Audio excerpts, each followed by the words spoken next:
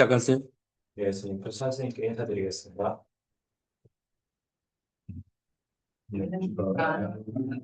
지금까지는 막 이론을 이제 달마선이 그 발생학 얘기했어요.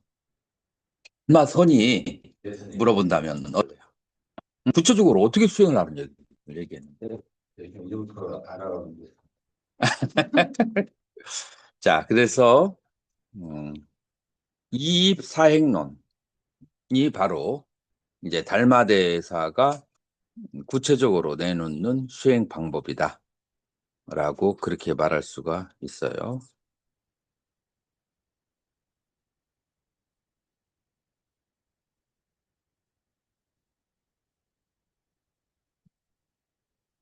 이입사행론. 자, 이치로 들어가고 네 가지에 실천하는 돈을 이입사행론이라고 한다 하는 거예요. 자, 이치로 들어간다. 여기서 말하는 이치는 뭘까요? 리할 때. 요거를 이제 대승에서 말하는 기본 개념, 여기서 말하는 여기 이 리가 대승에서 같이 사용되는 단어가 있어요. 뭐죠? 리. 이 리무에, 사무에, 이사무에, 사사무에 들어보셨죠?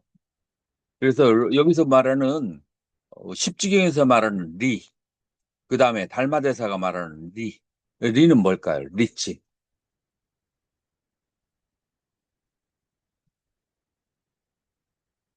음, 뭐라고요? 진리. 진리라고도 할 수 있어요. 진리를 실천할 때는 행이고, 진리는 리예요. 진리가 뭐예요? 성전. 대승에서 사성제 얘기하면 안 되고, 사성제 중에서 핵심이 뭐예요? 열반. 열반을 뭐라고 얘기해요? 또 다른 말로. 진열하고. 오온, 오온무아. 그래서 오온무아를 대승의 말로는 공이라고 표현해요. 공. 공은 두 가지가 크게 있어요. 어떻게 두 가지가 있죠? 아공과 법공. 아공은 견분이 공한 것이고, 법공은 상분이 공한 거예요. 그래서 대상을 보는 주체와 그 다음에 대상 자체가 공하다는 거. 그래서 이는 나와 대상이 공하다라는 것을 관하는 그 수행이 리가 되는 거예요. 자, 그러면은 달마 관심론에서 여러분들 여기하고 관련된 거 기억나는 거 있나요? 이성.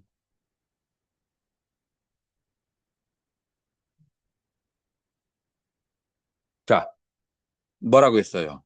제일 첫 번째, 사대, 오온이 본공무화하며. 이게 이제 첫 번째 달마 수행론의 1번이 되는 거예요. 자, 사대는 뭐를 사대라고 하죠?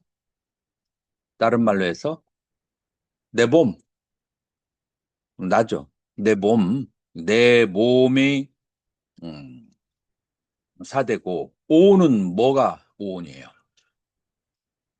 내가 오온이에요. 자, 그런데 중간에서는 이제 아공과 법공을 어떻게 해석을 하냐면은 오온은 있어요. 오온은 있는데 오온을 나라고 착각하는 걸 뭐라고 그래요? 아집. 음, 오온을 나라고 착각하는 것은 아집이에요. 자, 두 번째, 오온을 공하다가 보는 것을 무슨 공이라고 그래요? 법공이라고 그래요.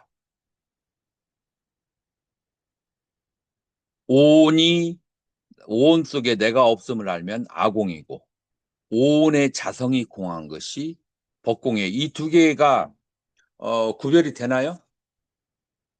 두 개 구별이 되죠. 자, 그래서 첫 번째, 이 공이라고 하는 것이 능가경에서의 능가경과 그 다음에 중간 그 금강경의 주된 사상에 주된 사상인데 그냥 중간학파에서는 공이라고만 얘기하고 또 다른 설명이 가해지지 않아요. 능가경에서는 이 공을 뭐라고 표현하죠? 왜 공이라고 하죠? 능가경의 주된 그 사상이 뭐냐면은 트라이다뚜까 이 3개가 찌따맞더라. 오직 마음이다. 자, 더 나아가서 이제 능가경의 중반에서는 뭐라고 얘기하냐면은 자심소현이라는 말을 써요. 스스로의 마음이 드러난 바. 이 세계는 그래서 스스로의 마음이 드러났기 때문에 외계가 공이에요. 이제 여기서 말하는 외계라고 하는 것은 법이 되죠. 그래서 법이 공한데 그건 스스로의 마음이 그렇게 화작해서 일어난 것이기 때문에 그렇기 때문에 외계가 공이에요. 그러면 여기에서 아공은 무엇이냐?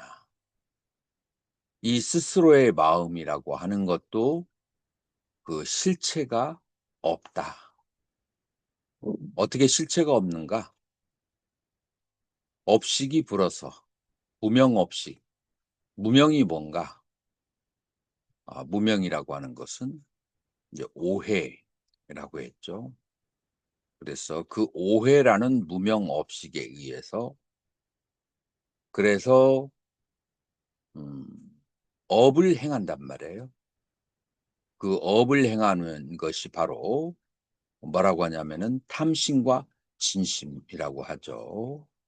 그래서 탐심과 진심이라고 하는 것이 무명의 의지에서 생겨서 거기에서 바로 이제 견분이 발생한다. 자, 그래서 견분에도 자성이 없다. 실체가 없다. 그래서 아공을 얘기하죠. 그래서 먼저 그 유식이나 아니면은 능가경 그쪽에서는 외계의 세계가 공하고 그러므로 내 마음도 공하다.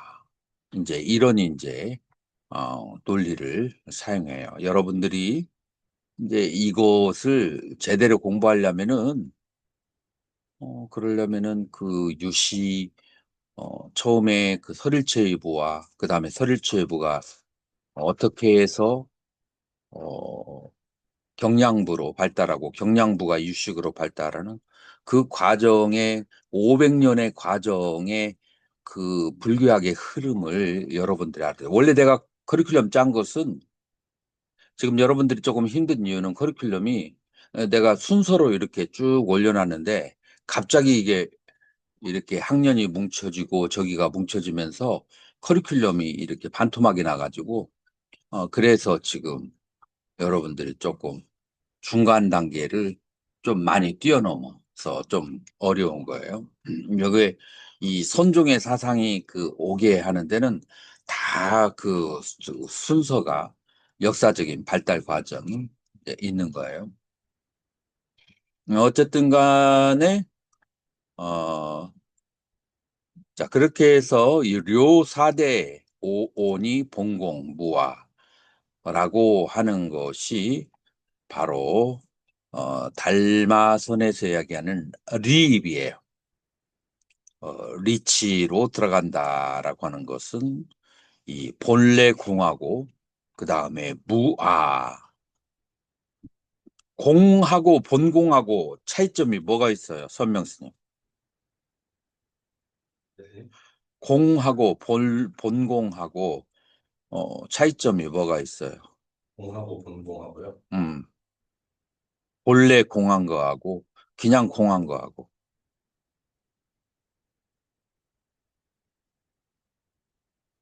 차이점이 있어요, 없어요?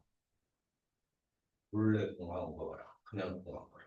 그냥 공한 거하고 본래 공한 거하고.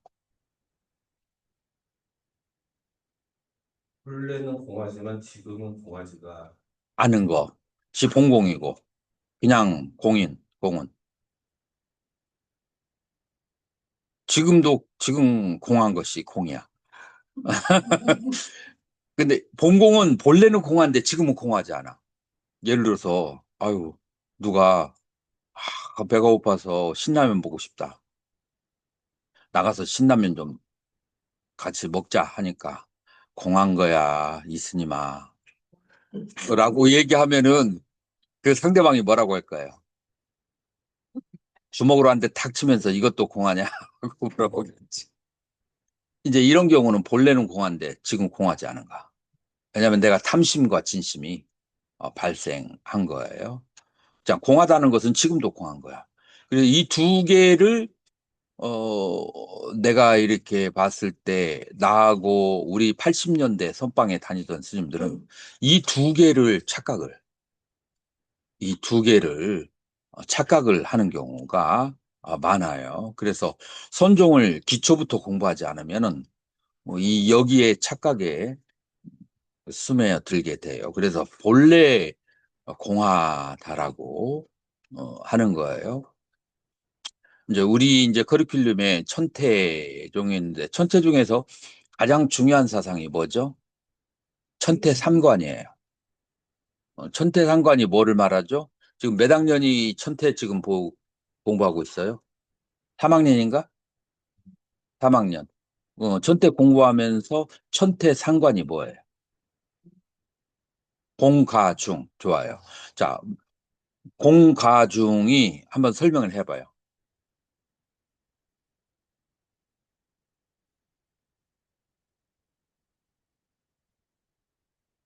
해봐요. 공은 잘 모르지만요. 공은 진리의 세계, 그다음 가는 일반 형식의 세계, 음. 중은 중도를 얘기하는 것 같습니다. 그 어디에도 치우치지 아니고. 그래서 이 세 개가 어떻게 연결이 돼요? 이 세계는 공과 가를 다 포함한. 이 세계는 가의 세계죠. 이 세계는 가합, 인연화합에서 짐집 그렇게 보이는 것, 그것이 이 세계예요. 음. 이 세계는 무엇에 의해서 만들어진 거예요? 인연에 의해서 만들어진 거예요. 인연도 두 가지가 있어요. 초기 불교에서 말하는 인연이라고 하는 것은 무엇이냐면은 여기에 씨앗이 있고 씨앗에다가 물과 햇빛을 많이 주면 그러면은 그 씨앗이 배추로 자라겠죠? 근데 만약에 물을 적게 주면 배추가 어떻게 되는 줄 알아요? 배추가 다 타버려. 식물 중에서 제일 물을 많이 필요한 게 배추예요. 그래서 인도 중요하지만 연도 중요해요. 이렇게 해서 이 물리적인 세계는 이 인연의 세계에 의해서 돌아가요. 인정하나요? 음, 이 물리적인 그런 인과 연에 의해서 돌아가요. 자, 유식에서 인과 연은 어떻게 돼요? 이 배추가 뭐 때문에 발생했죠? 씨앗을 심어서 그 다음에 물을 주어서 배추가 발생했다? 라고 얘기하면 아직 유식의 세계를 모르는 거야. 유식은 인과 연이 어떻게 돼요?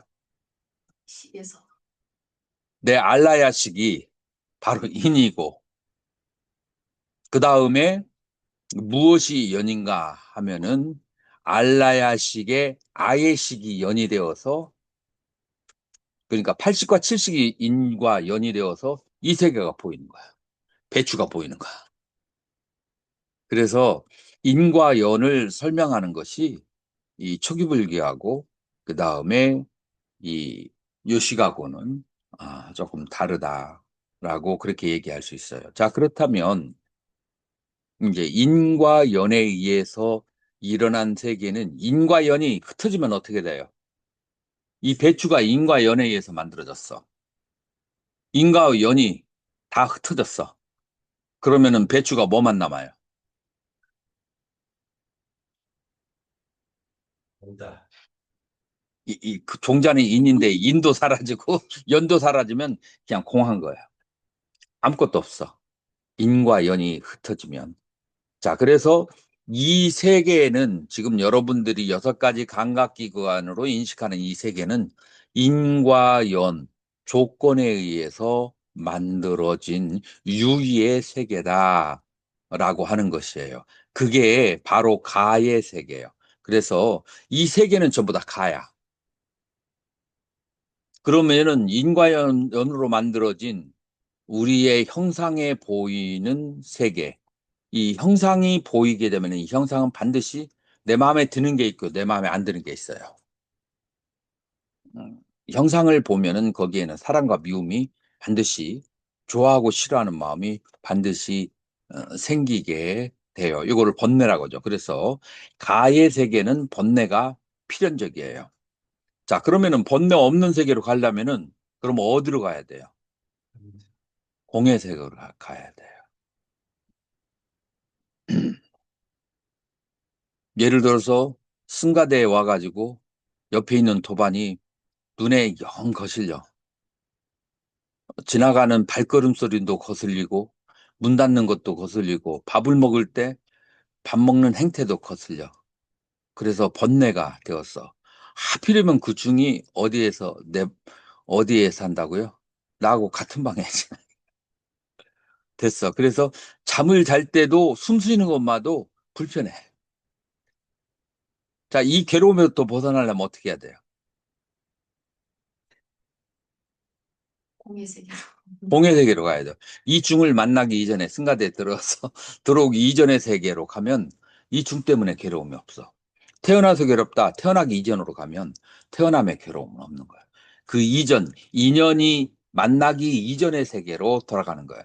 인연이 만나기 이전의 세계를 공의 세계라고 그래. 그래서 이 번뇌가 있는 그 가의 세계에서 이 번뇌가 없는 세계로 가려고 하면은 공의 세계로 가야 되는데 지금 현재는 어때요? 지금 도반하고 문제가 있어요, 없어요? 지금 현재는 문제가 있잖아. 지금 현재가 공하다고 할 수 있어요? 할 수 없어. 그러니까 뭐라 그래요? 본공이라고 그래. 그래서 본래는 공해. 이 가의 세계에서 지금 내가 그 좋아하고 싫어하고 기뻐하고 슬퍼하는 이 가의 세계에서는 이 가에서는 본공, 본래가 공한 세계로 돌아가야 마음의 번뇌로부터 벗어날 수가 있어요. 본래가 공하다라는 세계로 들어가야 돼요. 그래서 공관을 한다. 그래서 가의 세계에서 공관을 해요. 그래서 이 공관을 하고 나면은 그래서 완전히 인과 연이 해체가 되고 나면 그런 마음이 무심한 세계에 들어간다라고 하는 거예요. 자, 무심한 세계에 들어가서 다시 내 도반을 바라보니까 어때요? 숨소리도 그냥 들어줄만 하고 지나가는 것도 괜찮을 만해. 내가 어제 도반내 그 토굴에 가서 하룻밤을 잤어요. 그런데 밤에 12시가 됐는데 비행기 날아가는 소리가 들리는 거예요. 야, 이상하다. 이렇게 깊은 산속에 비행기가 날아가는가? 아, 비행기가 아니라 차가 그 지나갈 때 그 브레이크를 밟아서 끼익끼익 소리가 들리는 거예요. 그래서 잠을 잘 못 잤어요. 다음날 아침에 일어나가지고 무슨 이 깊은 산속에 차 소리가 들리는가 찻길 옆에 있는 거 했더니 나가보니까 새 우는 소리가 끼익끼익 하는 게 이게 브레이크 밟는 소리가 들리는 거야. 그 새 소리를 들으니까 스트레스가 하나도 안 들려. 스트레스 하나도 안 들는데 저녁에 자면서 얼마나 스트레스 받는지 무슨 찻소리가 들리다고. 똑같은 소리인데 똑같은 소리를 내가 찻소리로 생각하니까 스트레스가 되는데 새소리라고 생각하니까 아름답게 들려. 같은 소리인데. 그래서 이 뭐라고 할까? 이 공관을 투과하게 되면은 그러면은 똑같은 것들이 다 평화롭게 보인다. 요것이 바로 이제 중의 세계예요. 요거를 이제 가장 이제 극단적으로 비유를 든 것이 성철 스님의 산과 물이죠. 처음에 가의 세계는 산은 산이고 물은 물이다. 이제 그러나 그 산과 물의 본래의 상태는 공하단 말이에요. 본공이라. 그래서 산은 산이 아니고 물은 물이 아니다. 라고 하는 두 번째 세계로 가는 거예요. 그리고 세 번째, 산은 산이 아니고 물이 물이 아닌 것을 그렇게 관하고, 공본을 관하고 난 다음에 다시 산과 물을 보니까 역시 산은 산이고 물은 물인데 이제 그 산이 물이 나에게 스트레스를 주지 않아. 아주 평화로운 산과 물로 보이는 거예요. 자, 그래서 그게 중의 세계예요. 그래서 가와 공과 중의 세계가 이렇게 이루어지는 건데 이게 왜 중요하냐면은 이게 왜 중요하냐면은 지금 유식에서 중간에서 공을 얘기하는데 공만을 바라보면 편공이라고 그래요.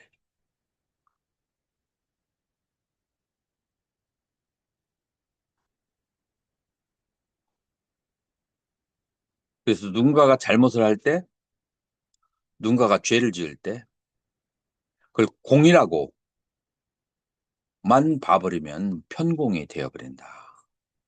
그래서 여기에서 이제 우리 선사들은 이렇게 세 가지를 다 알아야 된다라고 그래요.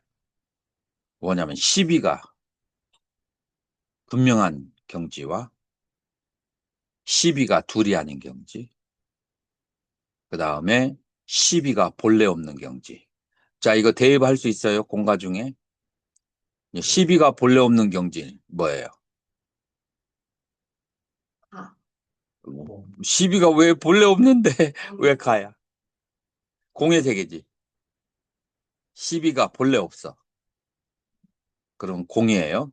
시비가 분명한 건 뭐예요? 가의 세계예요. 시비가 둘이 아니다. 이제 시비를 보면서 시비의 마음에 흔들리지 않아. 이 공간을 통과해야만 그런 현상이 생겨요. 자, 이 세 가지를 아는 것이 수행자에게 어떻게 중요할까요? 공만을 얘기하는 사람은 누군가가 스님 밤 12시가 돼서 청소하고 그다음에 다락문을 열고 닫으니까 우리 대중에게 방해가 됩니까? 라고 이제 우리 학인한테 그렇게 얘기를 했어요. 그랬더니 제일 먼저 왔던 선배되는 학인이 뭐라고 했느냐면은 나 없을 때 대중공사가 이랬어. 근데 그 스님이 아니 나는 내일 하는 것이고 너는 너일 하는 것이지. 나는 내일 하고 너는 잠만 자면 되지. 왜 남의 일에 간섭을 하냐? 라고 대답을 탁 했어요. 그러니까 다른 학인들이 기세가 센 스님이 그렇게 얘기하니까 그냥 말문이 닫혀 버렸어. 여기에서 뭐가 문제예요? 남을 배려하지 않은. 남을 왜 배려해요? 공한데. 이렇게 돼버려요. 그래서 공만을 주장하게 되면은 아주 뭐라고 할까 흉악무도한 그런 사람이 본심은 착한데 그 이론에 충실하다 보니까 아주 흉악무도한 길로 갈 수가 있어요. 그래서 편공이라고 얘기해.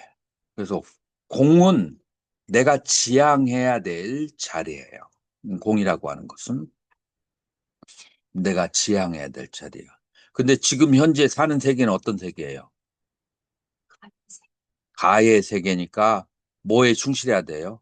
CCBB가 분명, CCBB가 분명해야 돼. 근데 CCBB에만 너무 집착하면 그러면은 출가의 목적이 없잖아. 마음이 평화롭지 않잖아. CCBB만 맨날 따지다 보면. 그러면은 어떻게 해야 돼요? 시비가 분명한 가운데 시비가 본래 공한 것을 봐야 돼. 시비가 분명한데 시비가 본래 공해. 시비가 본래 공하다는 것을 알게 되면 그러면은 시비를 따지면서도 상대방을 위해서 따져주지 나의 마음속에는 시와 비가 둘이 아니야. 이 중의 상태가 돼. 내 심리적인 나의 가치 판단과 나의 도덕 가치관은 시비가 둘이 아닌 상태야.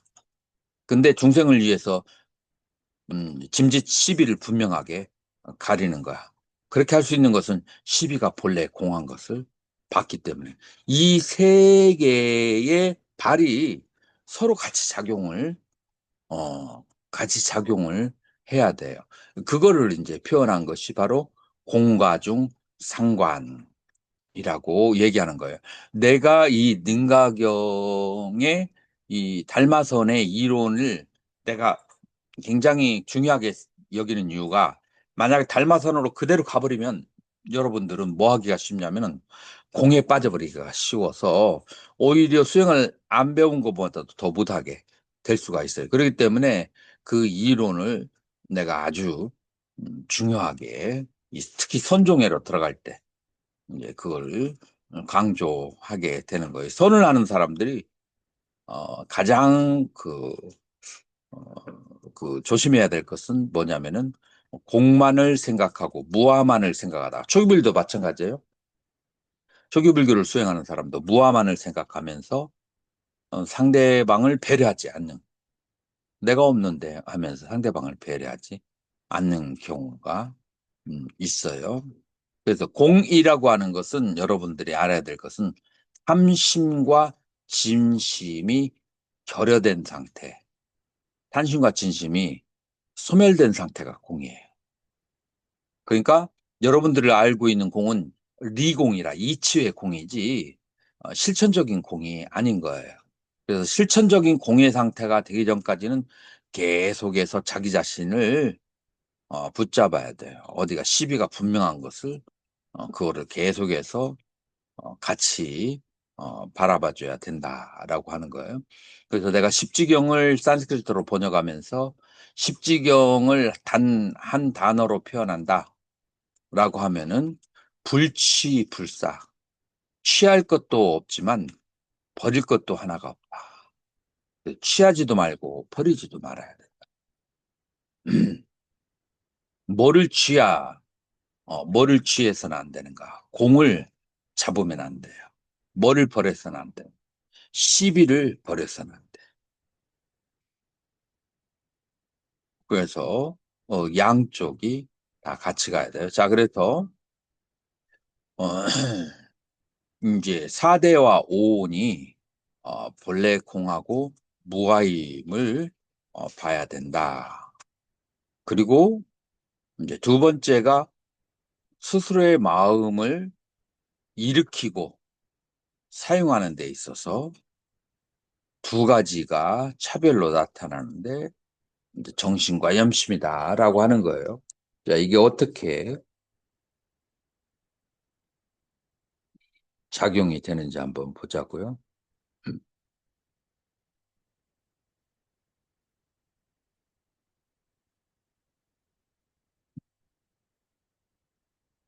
자, 그래서 이 입이라고 하는 것은 이 본공무아의 상태를 관하는 거예요. 본공무아의 상태를. 그러면 이제 이 능가선에서 달마선은 본래 공하다는 것을 어떻게 관하느냐? 이 세상이라고 하는 것은 이 세상이라고 하면 니밌다.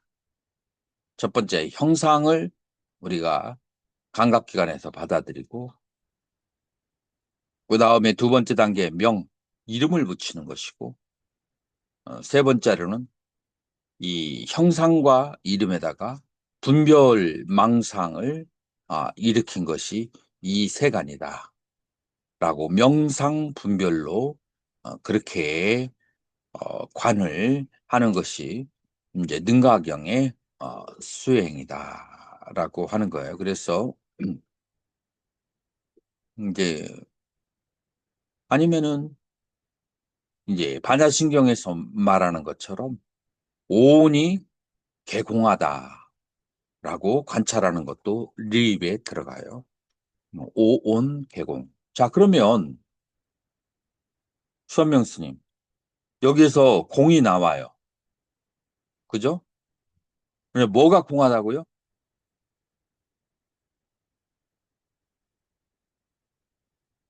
누가 공하는 거야? 응, 오온이 공하고. 오온이. 근데 오온을 모르는 사람이 오온이 공하다라고 말할 수 있어요, 없어요? 없습니다. 없어요. 다시 말해서 저번에 시간에 그런 말 했어요. 마음이 있느냐? 라고 질문했을 때 스님이 뭐라고 대답했어요? 마음이 무엇이 마음이냐? 라고 얘기하니까 공이 마음이다. 이런 식으로 대답을 했어요.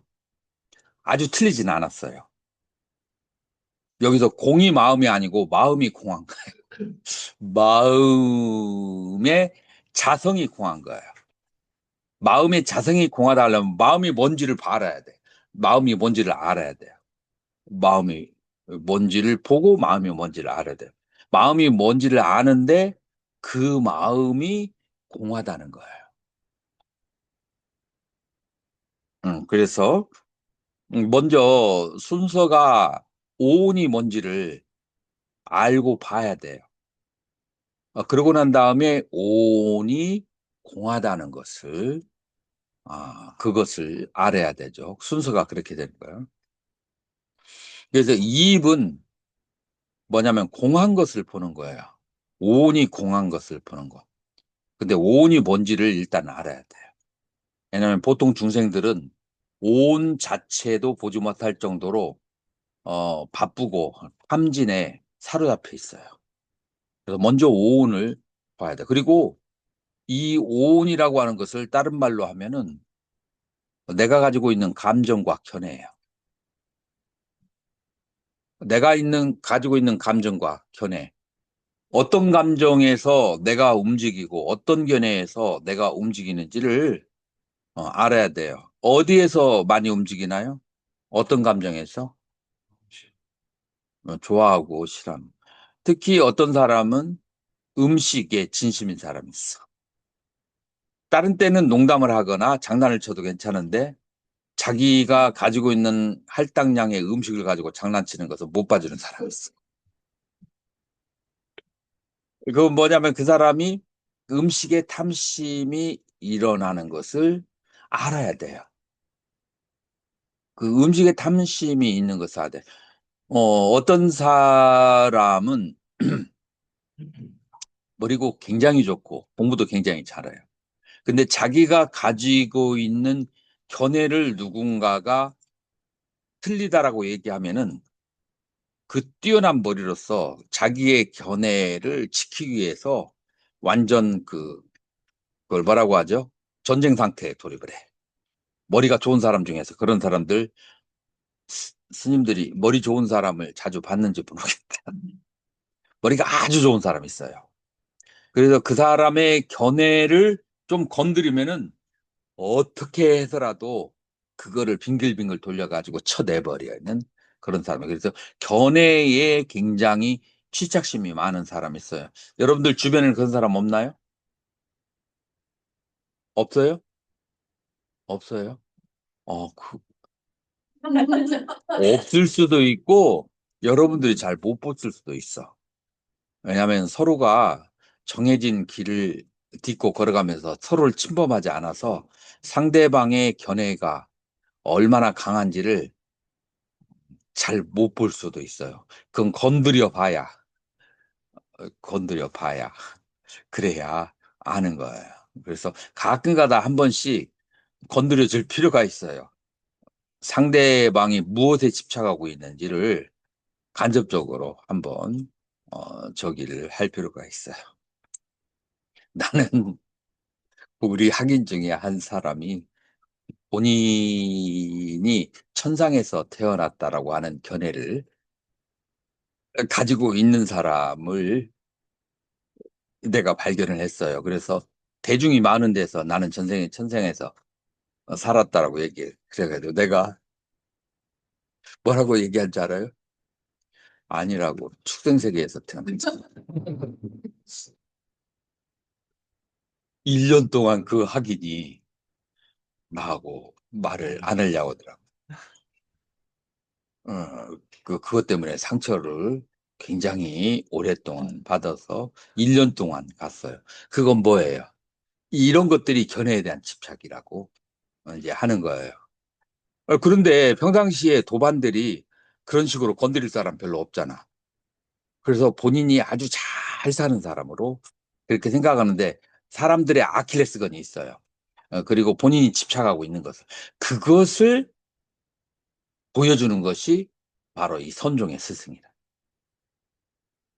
그러니까 본인은 착하다고 생각하는데 본인은 잘 산다고 생각, 집착이 없다고 생각해. 근데 그 공부 한다네 봤을 때는 집착하고 있는 것이 무더기로 이제 보이는 거예요. 그거를 이제 보여 이제 줘야 그래야만 본인이 닦든지 말든지 할 거 아니에요. 그러면 그게 하두가 되는 거야. 그 스님이 1년 동안 그 생각에서 벗어나지를 못했어. 그것 때문에. 그래서 얼마 전에 보니까 얼굴이 밝아졌어. 거기에서 이제 좀 벗어난 것 같더라고. 그래서 화두가 별거 없어요. 그 스님이 가지고 있는 집착, 그 집착을 갖다가 아주 막 그냥 강하게 그냥 후려치는 거예요. 그래가지고 막 그냥 정신이 다 막 그냥 아프도록 그렇게 이제 그래서 이제 이 공이라고 하는 것, 이 공이라고 하는 것도 결국은 그런 것이에요. 이 공이라고 하는 것은 오온을 보고, 그러니까 내가 가지고 있는 감정, 그 다음에 내가 가지고 있는 견해, 그것을 봐야 돼요. 그것도 안 보여. 그런 사람이 공, 그건 정말 바람처럼 허망한 거야. 내가 가지고 있는 깊숙한 번뇌를 보면서 그 번뇌가 공하다라고 해야 그래야 뭔가 묵직하고 수행이라는 것이 있는 것이지 내 번뇌를 보지 못해. 그러면서 공하다라고 얘기해. 번뇌하고 공하고 서로 따로 놀아. 이런 것은 수행하는데 아무런 도움이 되지 않아요. 그래서 먼저 그거를 전문적인 용어로 오온을 먼저 보고 그 다음에 오온이 공한 것을 알아야 된다. 그것을 바로 뭐라고 한다? 리입이라고 이제 그렇게 얘기하는 거예요. 이게 바로 진성이고 이게 이제 중생의 참된 성품이에요. 자, 이것과 관련된 화두가 하나가 있어요. 뭐가 딱 떠오르나요? 유명한 화두 중에서. 얘기를 하면서. 그래서 한 스님이 열반경을 열심히 공부하고 열반경에 일체 중생 시류불성이라 모든 중생이 다 불성이 있다라는 이렇게 얘기를 들었어요. 그러다가 요게 한 이제 5년 정도 뿌리를 내리면 이제 살다 보면 그런 생각도 들어. 저 식물도 불성이 있다는 걸까? 저 돌도 불성이 있을까? 이제 이런 생각이 들 수가 있어요. 자, 그러면은 식물, 동물 빼고 식물하고 광물 빼고 동물은 어떨까? 동물의 불성이 있을까? 저 개한테? 그럼 저 개가 언젠가는 부처가 된다는 것일까? 이제 이런 이제 고민을 하다가 마침 조주 스님이 계시니까 조주 스님한테 가서 물어봤어요. 시류불성이라고 열반경에서 말씀하셨는데 그렇다면 저 개도 불성이 있다는 얘기인가요? 라고 질문을 하니까 뭐라고 대답했어요? 무라고 했어요. 근데 이 질문은 논리적으로 두 개로 갈라져요. 개에게도 불성이 유무합니까? 있거나 없습니까? 라는 질문 하나. 두 번째 질문은 불성이 뭡니까? 그 질문도 돼요. 다시 말해서 불성에 대한 답이 될 수가 있고 이 무가 개에게도 불성이 있냐 없냐에 대한 답이 될 수가 있어요. 여기서 풀어야 될 답은 두 가지가 돼요.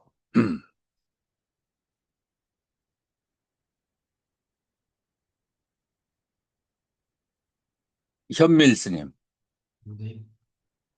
스님은 왜 무라고 대답했어요? 예. 왜 무라고 대답했어요? 달마 스님이. 아, 조주 스님이.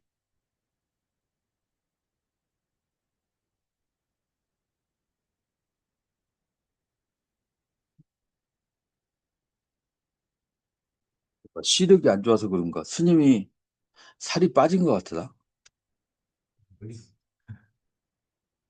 살이 찌기는 쉬워도 빠지기는 쉽지 않은데. 자, 선명 스님, 교수님, 왜 무라고 대답했을까요? 묻는 게 공, 공을 표현하는 게 아닐까요? 그렇지. 그래서 한 걸음 나갔어요. 공을 표현하는 거야. 자, 그렇다면 한 걸음 더 나가야지.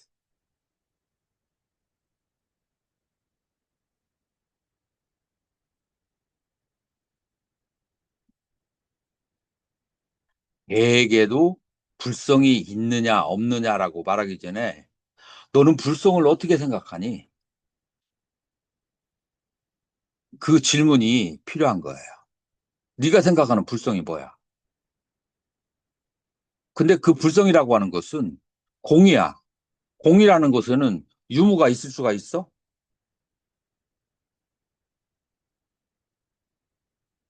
이제 여기에서 이제 그러한 이제 논리인 거죠.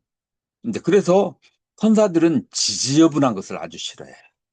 그냥 그 중간과정 다 저기 하고, 아이고, 네가 열심히 하면 알아듣든지 말든지 하고서는 결론만 딱 그렇게 중간과정 빼버리고, 결론만 딱 얘기해서 무라고 한 거예요. 지금 여기에서 이제 공을 얘기하는 거지. 리입을 얘기하는 거예요. 그래서 지금 여기서 공이라고 했을 때 주어를 모르면은 아주 그 편공에 빠져요. 주어는 색, 수, 상, 행, 식이 공한 거예요. 그래서 이 색수상 행식이 공한 것을 무슨 바람이라고 그래요? 그걸 아는 것을 반야신경 외워보세요. 앞줄에 관자재보살 행심 반야바람일다시 반야바람이를 할 때 조견 오온 개공 그때 오온이 공한 것을 그렇게 관해서 알게 된다라고 하는 거예요. 그래서 주제를 주어를 잊어버리고 공만 얘기하면은 그러면은 이게 편공이 돼버려요. 그래서 오온을 관찰했을 때 오온이 공한 것을 알아야 된다. 알게 된다라고 하는 거예요. 그러면은 결국은 리입은 이파사나 수행하고 그렇게 뭐 크게 차이가 나지 않는 거예요. 이파사나 수행의 결론은 바로 오온무아를 깨닫는 거예요. 오온무아를. 근데 여기에서 이제 이파사나 중에 사념처 정하고데 십념처하고 유식의 유심 수행하고는 마음을 먼저 이 사념처 중에서 오온 가운데서 마음을 먼저 관하게 하는 거예요. 그래서 이 십념처하고 그 다음에 유식에서는 첫 번째 마음을 보게 해요. 마음을 보게 하면서 마음이 청정하게 청정한 마음이 있을 때 청정한 마음만이 뚜렷할 때 그 청정한 마음마저도 실체가 없는 무아이고 공임을 보는 것이 바로 리입의 귀결처예요. 그래서 청정한 마음을 보는 거, 거기에서 끝나는 게 아니고 청정한 마음이 공한 것을 보는 것까지가 리입이 귀결점이다 라고 얘기할 수가 있어요. 여기까지 질문 있나요?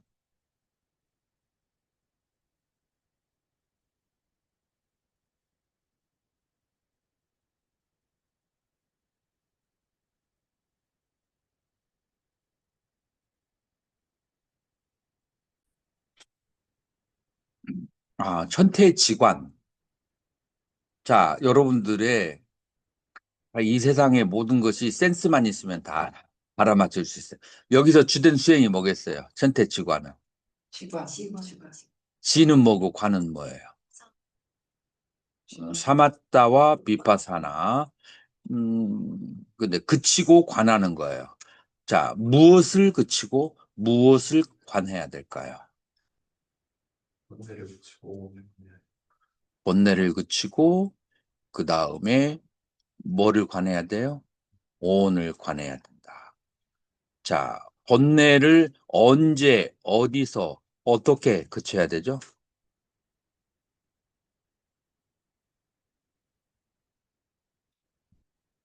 번뇌가 일어나는 장소를 알아야 되죠.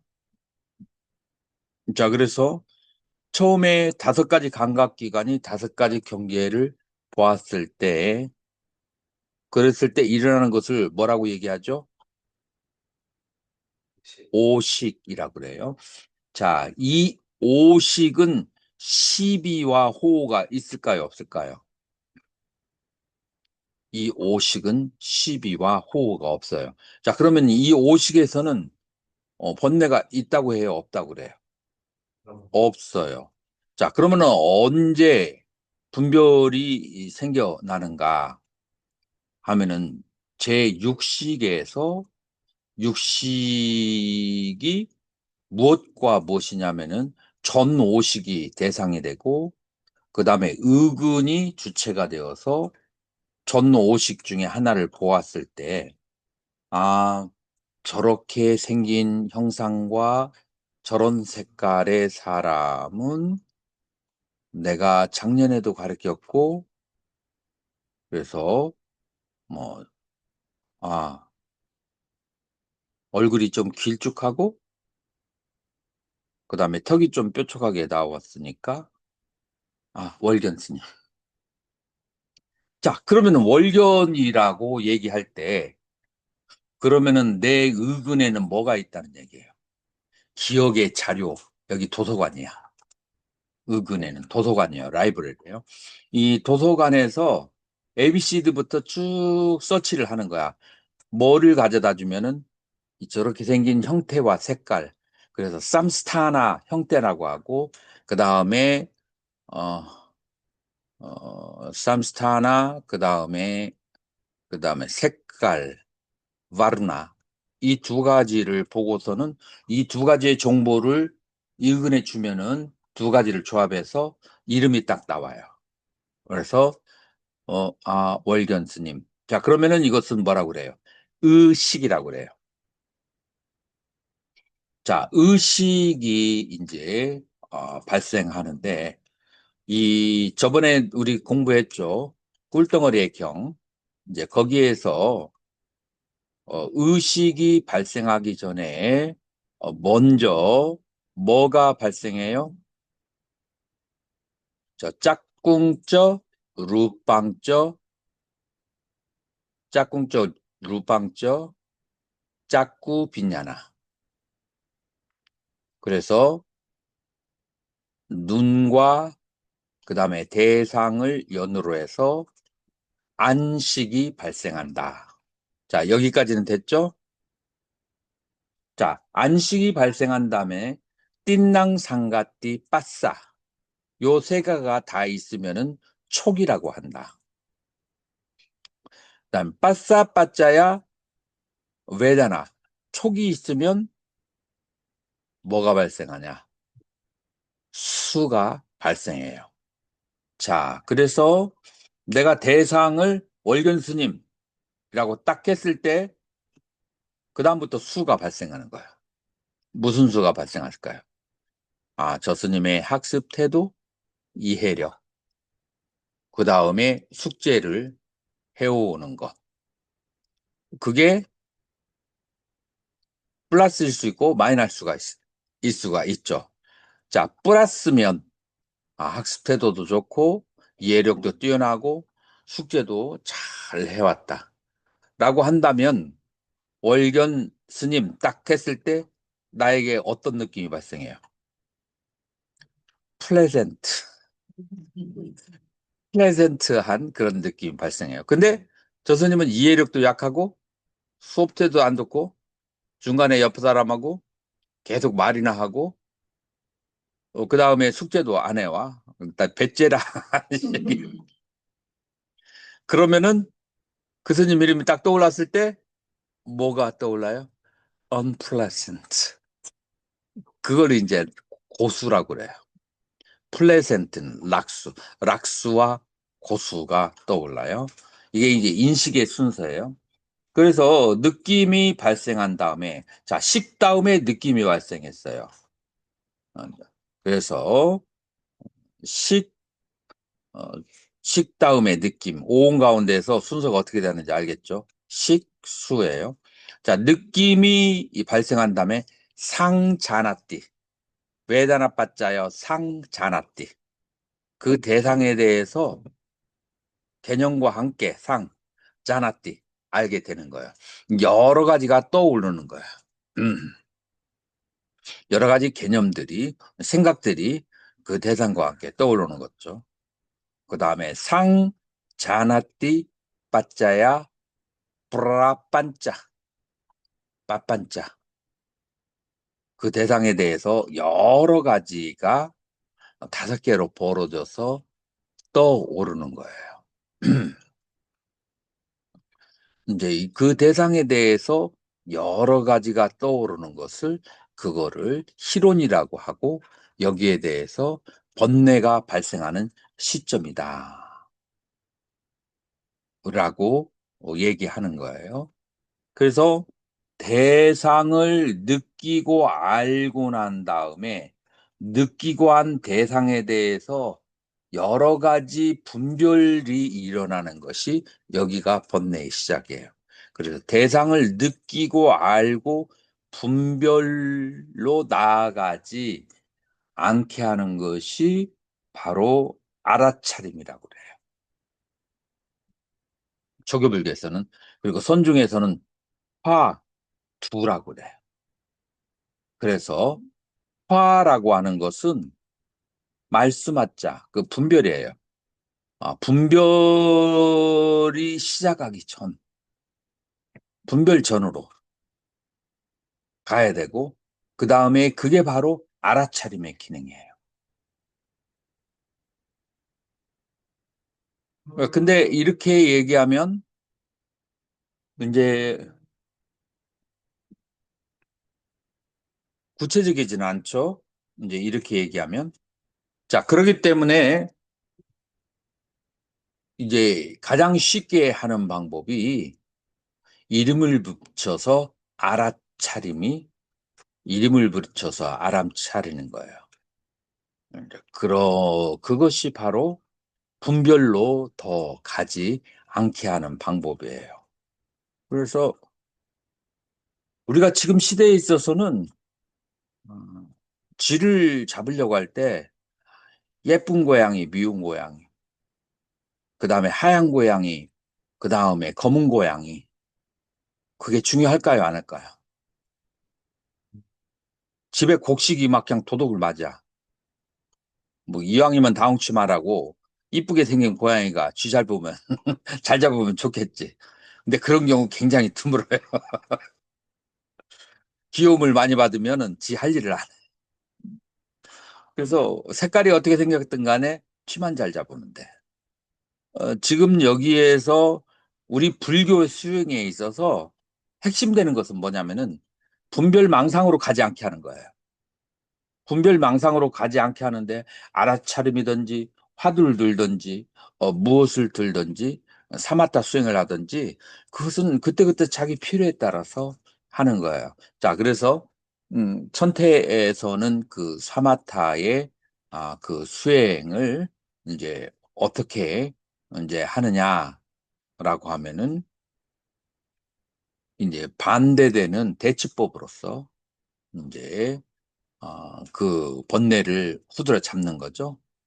그래서 알아차림만으로 번뇌가 잡혀지는 경우가 있고 반대로 그렇게 그 저기를 잡는 경우가 있어요. 예를 들어서 번뇌의 종류를 크게 5가지로 그렇게 보았어요. 초기 불교와 이제 천태. 천태는 초기 불교의 구사론의 사상을 이어받은 거예요.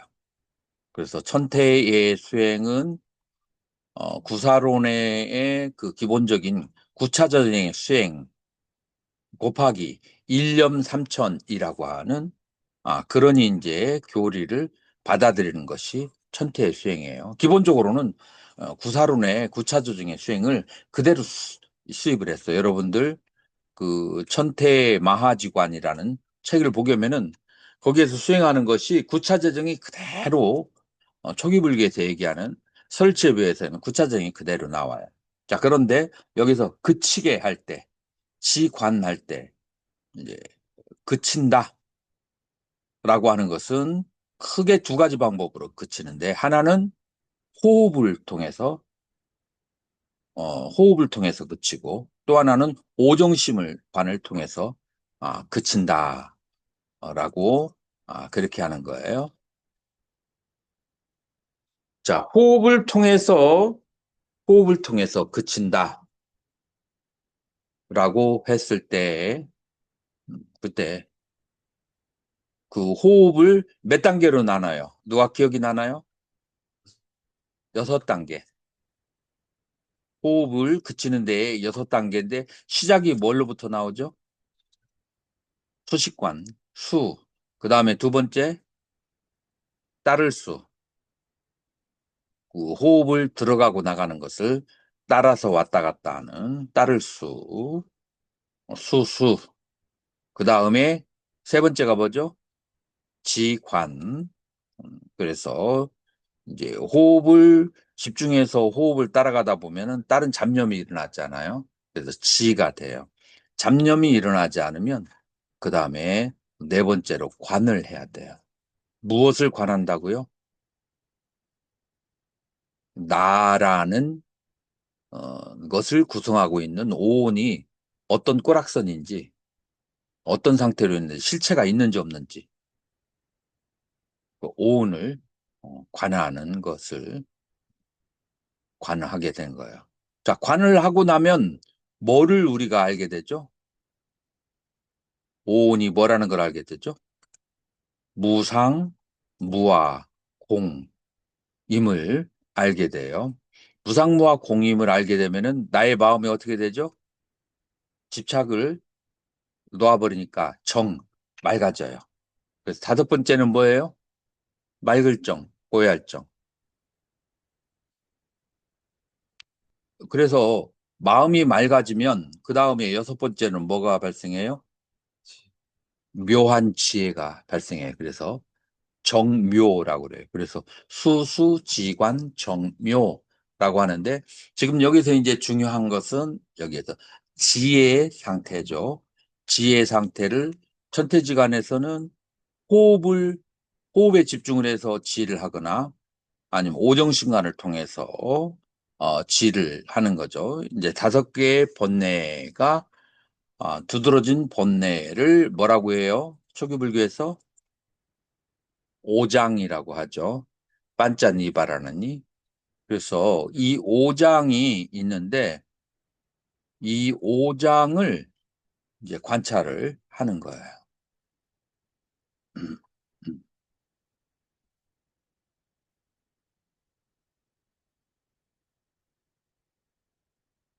오장을 어떻게 관찰하죠?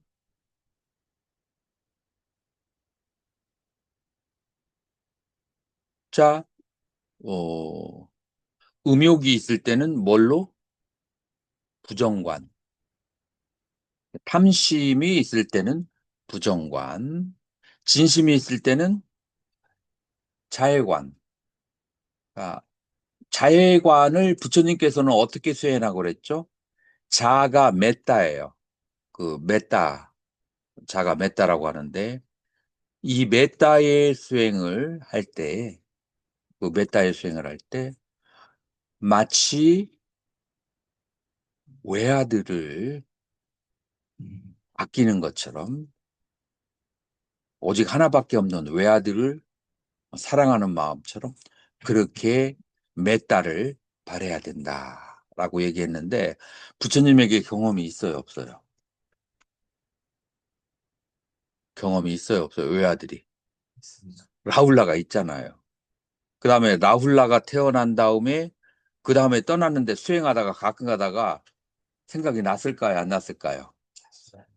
부처님이 돌이나 막대기는 아니잖아요. 그래서 생각이 났어요. 그래서 이제 그럼에도 불구하고 재발심을 하면서 그 감정을 떨었을 거 아니에요. 그래서 법문을 하실 때 그 비유를 한 거예요. 이 사랑자자, 맺다라고 하는 것은 마치 외아들을 품에 안고 아끼듯이 그렇게 하는 것이 맺다의 수행이다. 라고 이제 그렇게 하는 거예요. 그래서 이 세상에는 미운 일이 많이 발생할까요? 좋아하는 일이 많이 발생할까요? 머리가 좋은 사람은 싫은 게 많고, 머리가 조금 덜 좋은 사람은 좋은 게 많고.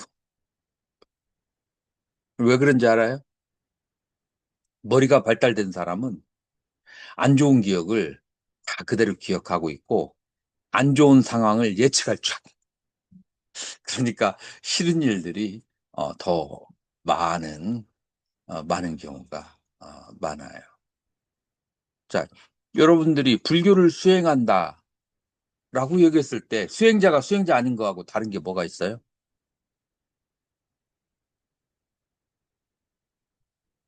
여러분들이 스님이 되면 길은 몇 개가 없어요. 첫 번째, 오온무와 오온계공을 터득을 해야 돼요.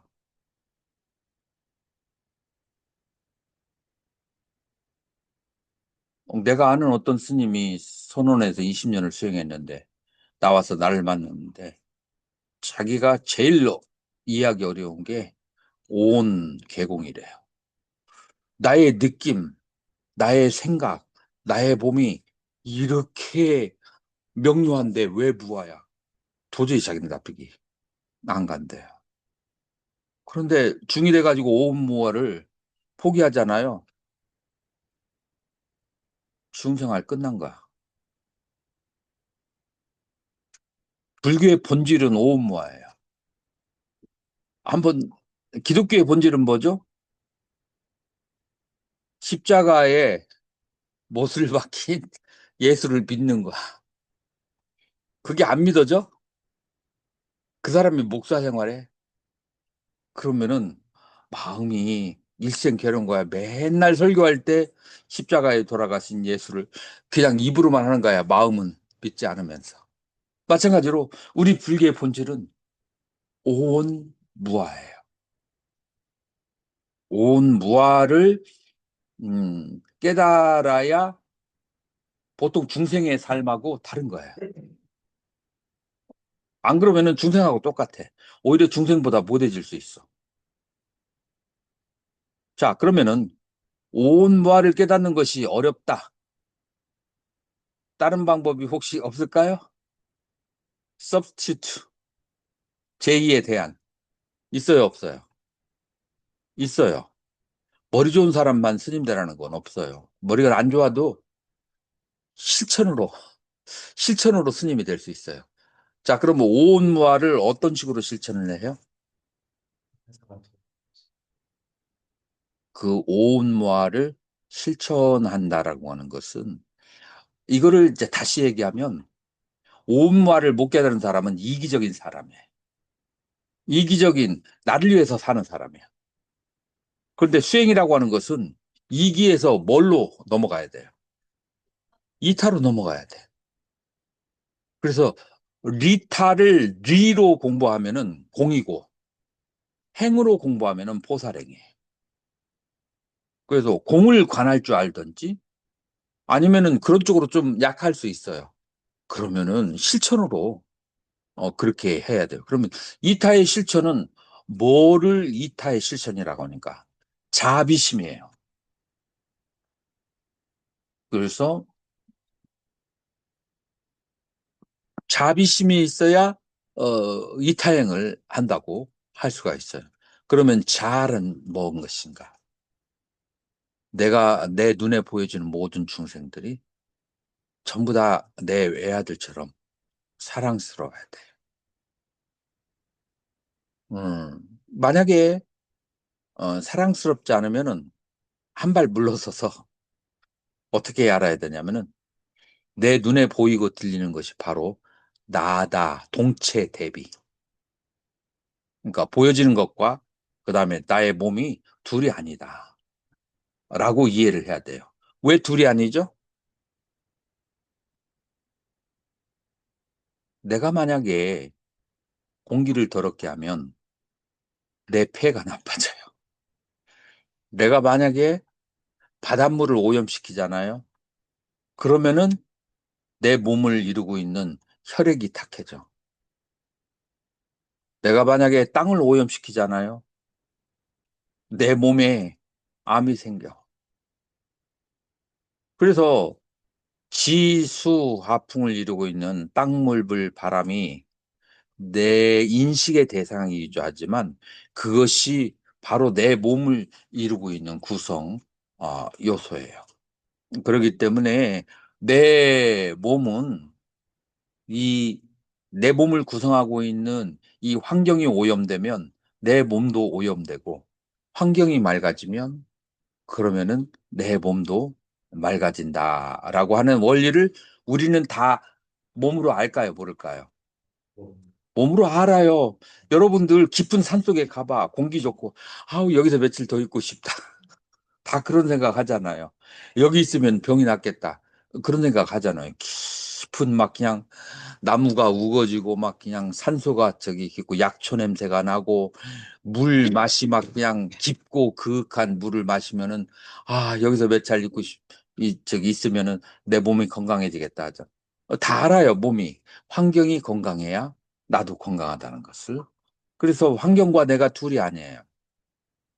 그러면 나의 행복은 나와 그다음에 내 주변 사람들과 같을까요, 다를까요? 예를 들어서 여러분들 차를 운전하고 가다가 어떤 불행한 사람이 에이, 이 세상 끝내자 하고 내 앞으로 와서 차를 박아.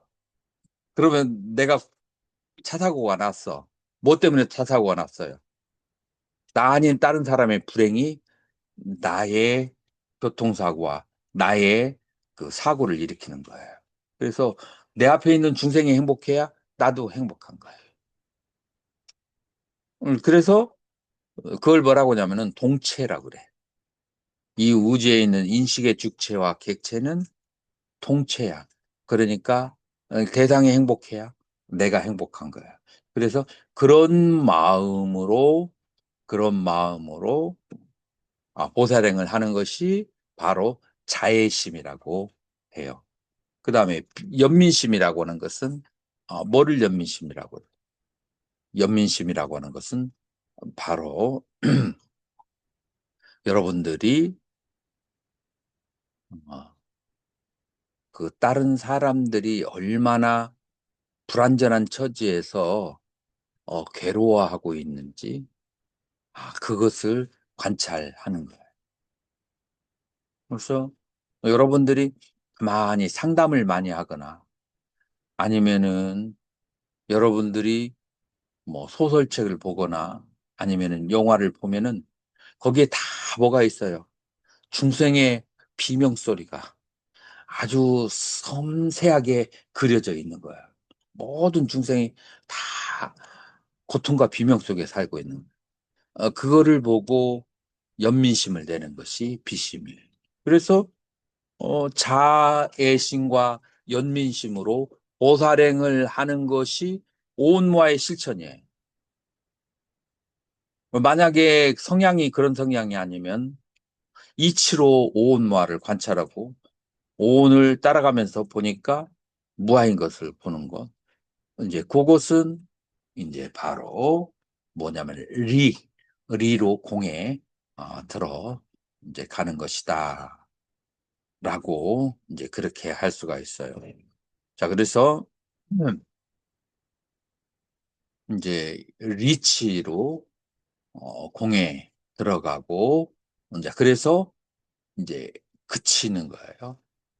그래서 이제 번뇌를 그치고 자, 이와 같은 방법을 이입사항론에서는 뭐라고 얘기했는지 한번 보자고요. 자, 그래서 리치로 관하는 것은 여러분들이 이해가 됐죠? 그러면 행입을 이제 보면 행입이 크게 네 가지가 있어요. 원성 스님 한번 읽어보세요. 행위란 실천을 통해 진리를 체득하는 것으로 여기에는 오언행, 수연행, 무소구행, 칭법행의 네 가지가 있다. 이 네 가지는 일상 생활 중에서 마음을 다스려 진성에 부합하는 수행이다.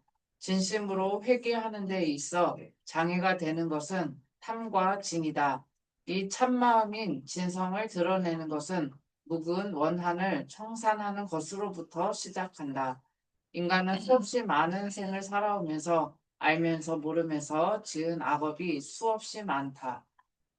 자, 아까 우리가 천태지관의 수행법을 얘기하면서 그치는 수행에 6가지의 호흡을 통하는 방법이 있고 그 다음에 5가지의 장애를 이제 5가지 장애를 대치법으로 관하는 게 있는데 5가지 장애가 뭐죠? 탐심과 진심과 진심과 그 다음에 게으름, 그 다음에 들뜸, 의심 이렇게 5가지가 되죠. 자, 여기에서 탐심과 진심이 이제 가장 큰 장애가 된다라고 하는 거예요. 생활 속에서 이 탐심과 진심을 어떻게 바라보는가? 첫 번째 가장 이제 저기 한 것이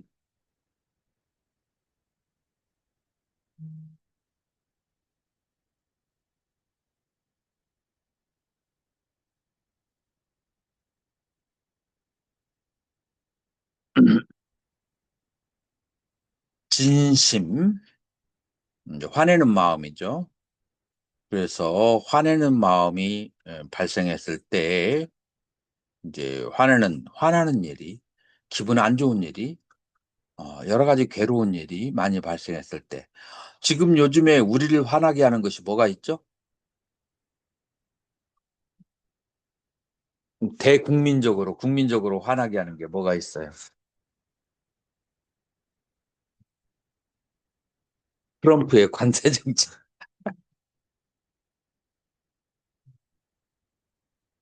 그래서 트럼프가 계속 관세를 때려가지고 그래가지고 세계의 그 정세를 뭐 흔들어 버리고 그 다음에 우리나라 수출길이 막히게 되고 그 다음에 중국의 수출길 막히니까 중국이 물건들 갖다가 부산항에 와가지고 메이드 인 코리아라고 바꿔가지고 또 갔다가 미국에 들켜가지고 한국 그냥 막 혼나고 한국 관세 더 올린다고 하고 지금 막 그냥 세계 정세가 편하지가 이제 않죠. 그렇다고 또 왼쪽을 바라보면 중국에서 거기도 살기 어려우니까 우리나라에 와서 여러 가지로 잠입을 해서 그 한국의 여러 정치, 경제를 이렇게 좌지우지 하려고 하는 이제 그런 사람들이 이제 있고, 그래서 왼쪽을 봐도 그렇게 마음이 편하지 않고, 위를 보면은 위에는 불나루가 하나 있어가지고 언제 뒤집어질지 몰라요. 아니, 언제 뒤집어질지 모르잖아요. 그죠? 불나루가 있고. 그러니까 어딜 봐도 그렇게 오른쪽에 일본은 저쪽하고 그 필리핀하고 그다음에 일본하고 한국하고 다 합쳐가지고 하나의 그룹으로 맺어가지고 중국하고 대항해 싸우자고 또 그쪽에서는 얍삽하게 그렇게 이제 해서 한국 그렇게 해봤자 싸움 일어날 때는 한국이거든. 그래서 싸움 일어나면 거기에서 어부지를 노리려고 하는 그 뭐라고 할까 그 수가 보이는 이제 그 예전에도 그랬었는데 이번에도 또 한국 전쟁이 일어나서 뭔가 이득을 얻으려고 하는 그런 일본 어디를 봐도 마음이 편한 데가 없어요. 시비심으로 보게 되면은 자 그런데 이때 어떻게 생각해야 된다고요? 이걸 누구를 탓해요? 아무도 탓할 사람이 없어요. 전생에 수없이 지금 많은 학업이 지금 이 시점에 발화하는 것이니까 그러니까 어때요? 내가 이것이 발화한다는 것은 결국은 내 묵은 업이 소멸되니까 기뻐해야 돼요? 아니면은 괴로워해야 돼요? 기뻐해야 돼요. 내 묵은 업이 드러나서 사라지니까 기뻐해야 돼. 그래서 위에 북한과 왼쪽에 중국과 오른쪽에 일본과 저쪽에 뒤쪽에 그 미국이 그런 막 여러 가지 발광을 하더라도 기뻐해야 돼. 이제 그러면서 우리의 이제 묵은 업이 닦아져 나가는 거. 그래서 나의 음, 괴로움이 그 여러 가지로 발생하는 것을 기뻐해야 돼요. 슬퍼해야 돼요. 기뻐해야 돼. 이 괴로움은 악업에 인해서 발생하는 것이니까 이 괴로움을 그렇게 겪음으로써 나의 악업이 소멸한다. 라고 기뻐하는 마음을 가져야 돼요. 그렇죠? 근데 이것을 뭐라고 그래요? 보원행이라고 한다. 라고 하는 거예요. 그래서 이게 무슨 방법이냐면은 싫은 것이 왔을 때 싫어하지 않는 이게 바로 공관을 실천 속에서 하는 거예요.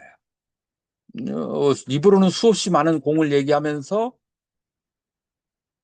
내 도반들은 보면은 자기 마음에 안 드는 대상이 있거나 아니면 선방에서 그러면서 이제 겨울이 되었는데 본인은 화기가 많아. 그래서 문을 살짝 열어야 돼. 근데 옆에 있는 사람은 몸이 훌쩍해가지고 문을 계속 닫아야 되거든. 그래서 문 열고 닫는 것 때문에 옆에 있는 도반하고 막 그냥 화를 내면서 싸우고 평상시에는 입으로 공공공공 얘기하면서 화두를 얘기하면서 실제 그런 작은 사건 속에서 옆에 있는 도반하고 문 살짝 여는 문제 가지고 막, 막 그냥 아주 심하게 다투어서 나중에 해제될 때는 원수가 되어서 나가버린다. 이 공은 어디에다가 써먹는 공? 그래서 실제 생활 속에서 이 공이 이루어져야 되는데 뭐냐면은 나에게 안 좋은 사건을 가져다 주는 것은 나의 악업이 소멸하는 것이라고 보고 기쁨으로 수용하는 것 이게 진정한 의미에서 공을 실천하는 것이다 라고 하는 거예요. 자, 그것을 무슨 행위라고 그래요? 보원행. 이게 달마선 이게 바로 달마선이라고 하는 거예요. 실제 생활 속에서 이렇게 바로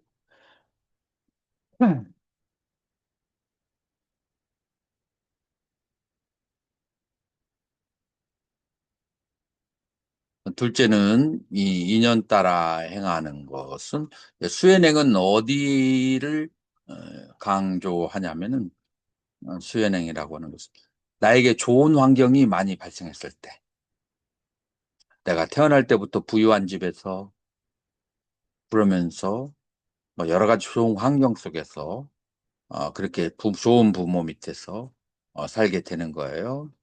그래서 좋은 환경을 많이 경험하다 보면 그러면 무슨 마음이 생겨요? 탐착이 생겨요. 탐심이. 좋은 환경. 그래서 내가 예전에 스리랑카에서 공부할 때 2층 집에 슬라이브 집이야. 그래서 실링이 없어요. 이렇게. 그래서 요렇게 그 양철 지붕이 됐는데 이 스리랑카가 열대지방이잖아요. 한번 딱 해가 지면은 막 그냥 머리에 막 통증이 막 그냥 열이 저기 해가지고 이제 그런 방에서 지나고 그다음에 기찻길 옆 오두막살이야. 그래서 막 밤이 되면은 기차가 막 그냥 바로 기찻길 옆이거든요. 위데랑카나 삐리아나라고 사원에서 지냈는데 막 거기에서 그렇게 저녁마다 기차가 내가 그때부터 잠을 저녁에 깨는 훈련이 됐나 모르겠다. 이제 이렇게 이제 살았었는데 이제 그러다가 한국에 이제 와서 대학원장실을 딱 봤는데 방이 세 칸이나 응접실 하나에다가 그 다음에 침실에다가 또 저기 또 다른 방하고 이렇게 세 개나 있어. 좋게 해요, 나쁘게 해요? 좋죠. 내가 스리랑카에다가 인도 여행을 하면은 50루피짜리가 있어요. 50이라면 750원짜리 방. 침대 밑에는 벼룩이 있고 위에는 모기가 있고 그 다음에 아래에서는 곰팡이가 냄새나는 인도 여행을 하면서 그 50루피 방에 자서도 내가 불편이 없었어. 왜냐하면은 스리랑카 방에 비해서 두 가지가 좋아. 천장이 햇빛이 안 들어. 그 다음에 저녁에 자는데 기차 경적 소리가 안 들려서 나는 그 50루피 방에서도 너무 행복하게 살았거든요. 그런데 내가 한국에 가서 대학원장을 하고서 1년 있다가 다시 갔는데 5,000루피짜리 좋은 방에 가도 그 방보다 못한 거야. 그러니까 불편한 거야. 이 세상에 내가 스리랑카에 있을 때는 50루피 방에서도 편했는데 한국에서 살다가 가니까 5,000루피 방도 불편해.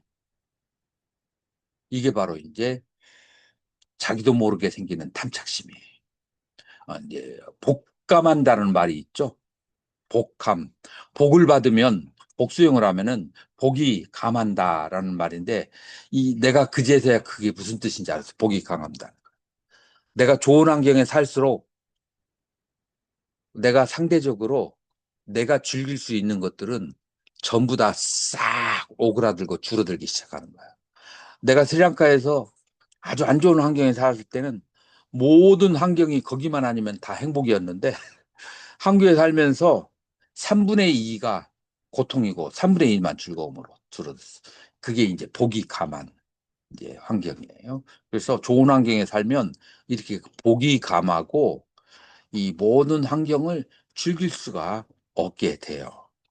그러기 때문에 이런 좋은 환경에 있을 때 전생에 지은 선업의 과보로 오는 것인데 내가 이것을 계속 알아차리지 못하고 즐기면은 복이 감한다고 생각해서 두려운 마음으로 나의 좋은 환경을 받고 좋은 환경을 받는 것을 아무 생각 없이 받지 않고 두려운 마음 받는 거 그거를 뭐라고 한다? 수현행이라고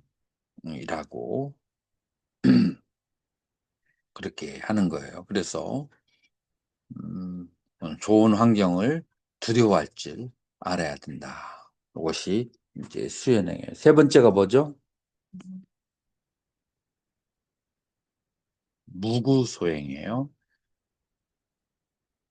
이거는 이제 바람이 없다. 아까 그랬잖아요. 스리랑카의 그 천정이 햇빛이 들어오고 그다음에 밤새 경적 소리 들리는 방에서 자니까 어디를 가서 자도 다 행복해. 바라는 바가 없어. 그래서 어느 환경 속에서도 항상 그 즐길 줄 아는 그런 마음. 그래서 특별한 것을 구하지 않는 거 이것을 무구소행이라고 그렇게 해요. 네 번째가 칭법행인데 요건 좀 길어요. 이건 길고 육바람이라고 같이 가야 되니까 요거는 다음 시간에 하도록 하고 질문 있으면 질문 받겠습니다.